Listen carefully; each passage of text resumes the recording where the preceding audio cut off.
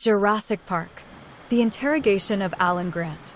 Written by Christopher G. Smith. Alan Grant was seated in a dark room where he could see a big one-way mirrored window. There was also some recording equipment on a rack. Grant had been thinking about everything that had happened to him at Jurassic Park and how he came so close to being killed during the T-Rex attack. He couldn't help but wonder if any of the dinosaurs on the island survived the bombing of the island, but he thought it would be unlikely that any of the dinosaurs survived. Then two men with a briefcase walked into the interrogation room. "Hello, Dr. Grant," the two men said to Grant. Grant asked them if they knew when he could go home and continue his research.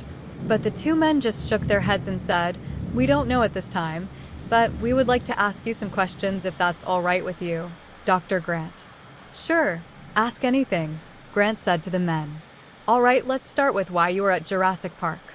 "I was invited to the park personally by John Hammond. He asked me to take a tour of the park, and for me to tell him what I thought of the park.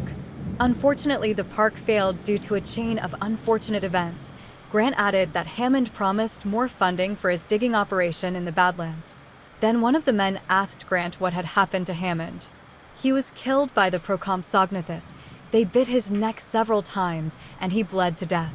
Grant said then the men said, "We understand that there was theft on the island." Grant told the men that Dennis Nedry had attempted to smuggle some dinosaur embryos off of the island, but his plan had failed when he was killed by a Dilophosaurus, and that the embryos were never found and may never be found. Then one of the men said to Grant, "Are you aware that Dr. Ian Malcolm is alive?" Grant answered with shock, "I thought he died from his injuries." Then the man said, "Well, it turns out that Malcolm has undergone several surgeries and he's now in good health." Then Grant asked if he could see Malcolm, but the man said Malcolm was already sent home. Then Grant slammed his hands on the table and demanded that they stop the interrogation. Then the men said, "Just one more question." Grant groaned. "Fine," he said. Then the men asked Grant if he had talked to anyone from InGen, the company that created the dinosaurs. Grant said that the only person that he talked to from InGen was Dr. Henry Wu. Dr. Henry Wu was the lead scientist of Jurassic Park's science team. Dr. Wu was tasked with decoding the dinosaurs' DNA. Unfortunately, Dr. Wu was killed by the velociraptors in an attempt to turn the power back on after the power grid on the island failed.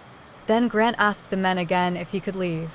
The men told Grant that they were done questioning him and that he could go home and back to his dig in the Badlands.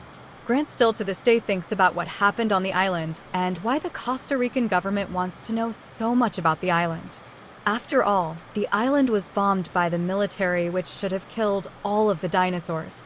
But even if anything survived, it would be very unlikely that it will live very long. There are rumors that something has survived.